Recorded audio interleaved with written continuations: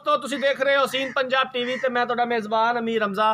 दोस्तों सब तो पहले अपने चैनल हसीन पंजाब टीवी नूं करो सबसक्राइब ते नाल लगे बैल दा बटन दबाओ ताकि साडी हर नई आने वाली वीडियो साडे वीरां तक आसानी नाल पहुंच सके और तुसी वो वीडियो देखो सब तो पहले।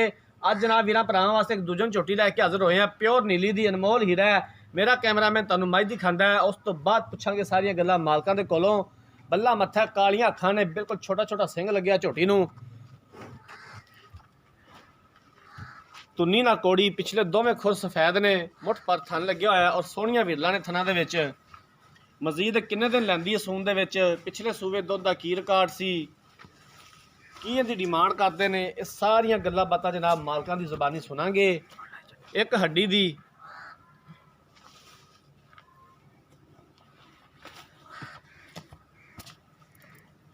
माजू यार थोड़ा जिहा ना दो चार कदम टोलिया जगह। बाकी जो मिट्टी सोना है कैमरे की नज़र है वीरा भरावां दे सामने आ। अच्छा और बेहतरीन जानवर हमेशा हसीन पंजाब टीवी की जीरत होता है। कोशिश करी दी कि अपने वीरा भरावां नूं अच्छा और बेहतरीन जानवर दिखाइए। बाकी लैने देने मुकद्दर। कैमरामैन साहब तसल्ली दे नाल चारों पासों झोटी दिखाओ, दिखाण च कोई कमी पेशी ना रवे।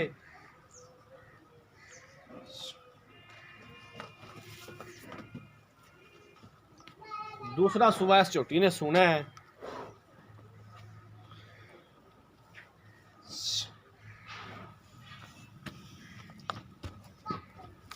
हाँ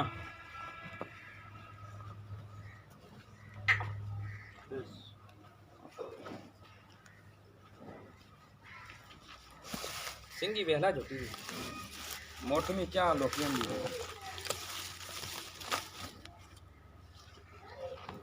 अरे ना निक्का निक्का सिंह दे ऊपर हाथ रखो, सिंह नजर नहीं आंदा। मालकां दा जनाब ये कहना है।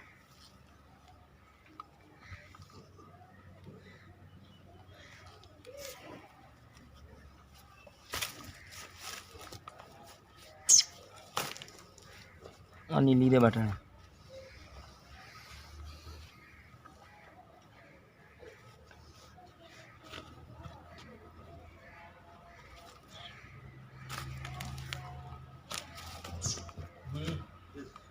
कैमरामैन साहब थना दी ते हवाने दी तसल्ली करावनी है। उदी फिरदी पे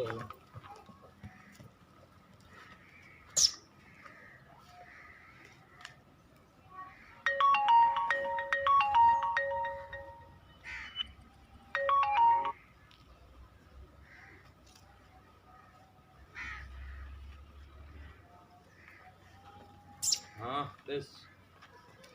लो जनाब मझ मेरे कैमरामैन ने दिखाती है। एक बारी फिर कैमरामैन साहब थन दिखा दियो, हवाना विखा दियो, चारे पासे कैमरा फिर घुमा दियो। हाँ ते फिर चंद गल्लां मालकां नाल करने हैं।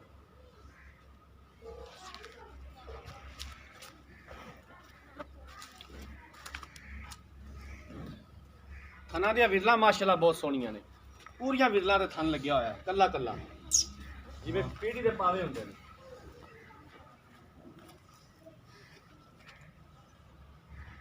आ जाओ कैमरामैन साहब नूरा इधर मालकां वाल लाओ कैमरा। बस कोनी किधर दी जांदी यार। अस्सलाम वालेकुम। वालेकुम सलाम भाई मानुल्लाह की हाल है? अल्लाह दा करम है, तू सुना? शुक्र अल्लाह ताला दा ठीक ठाक। मज ने वाकई दूसरा सुबह सुना? दूसरा जैन मैन जी। पक्की गल है? जैन मैन मज पाता नहीं पांदी? ना ना अपनी होवे दी, कोई थाना दा वादा काटा? अपनी होवे दी। ठीक हो गया। की किन्ने कुछ दिन लैंदी सून दे विच?